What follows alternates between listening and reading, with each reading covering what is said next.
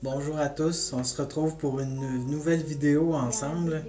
Donc, on salue une nouvelle abonnée, Capitaine Maman, qui est de la Suisse. Donc, on salue de la Suisse.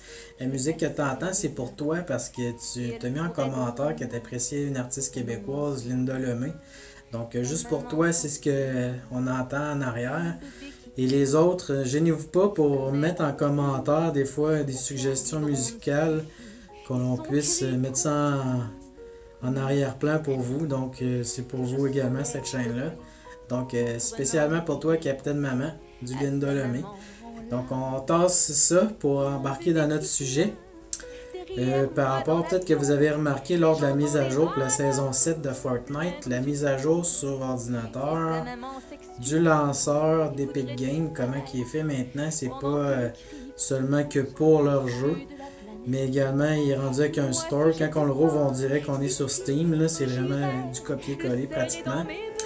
C'était une nouvelle qu'on savait qui arriverait, que Epic Games va faire compétition à Steam, donc plusieurs autres compagnies ont tenté de faire ça, mais sans succès parce que Steam est un gros joueur. Mais là, Epic Games joue gros parce que, par exemple, la part de profit qui est distribuée aux développeurs par rapport à ce qui est conservé par Steam est très grande. De base, Steam garde 30% puis donne 70% aux développeurs. Mais là, face à la compétition, il y avait quand même un petit ajustement pour les gros succès. Par exemple, s'il y avait 10 millions de ventes, bien Steam gardait juste 25% puis donnait 75% aux développeurs.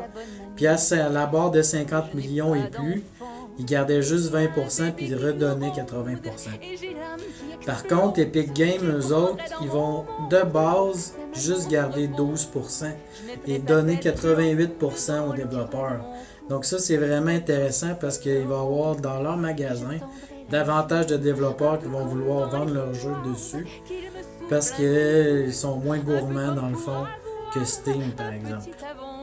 Donc, vous avez sûrement remarqué ça, c'était juste pour qu'on puisse en discuter ensemble. Vous, vous en pensez quoi? Parce que là, maintenant, l'univers de Epic Games est complètement différent. Quand on veut jouer à Fortnite, un jeu super populaire, bien là, avec la saison 7, ils ont fait la mise à jour en même temps, donc on n'a pas le choix. Si on veut jouer, il faut rentrer dans cet univers-là, aller dans la bibliothèque, chercher Fortnite et également avec les autres jeux que éventuellement vous allez acheter.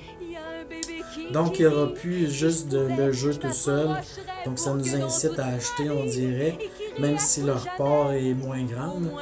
Peut-être qu'ils sentent aussi que Fortnite commence à s'essouffler. Qui sait, on ne sait pas. Nous, on n'a pas les chiffres en main comme eux les ont. Donc, eux, ils disent que ben, on veut notre part de gâteau aussi du jeu, du magasin de jeux comme ça. Donc, c'était juste une petite vidéo aujourd'hui pour vous parler de ça. Peut-être que vous avez remarqué cette nouveauté chez Epic Games également. Marquez en commentaire ce que vous pensez de ce changement-là, ce changement de direction d'Epic Games qui ne se concentrera pas seulement qu'au développement, mais ils veulent vraiment empocher une partie de tous les jeux qui vont être vendus par un magasin qui est géré par eux. Donc, ils s'en viennent quand même assez gros. S'ils peuvent tasser Steam, on ne sait jamais, ça peut arriver.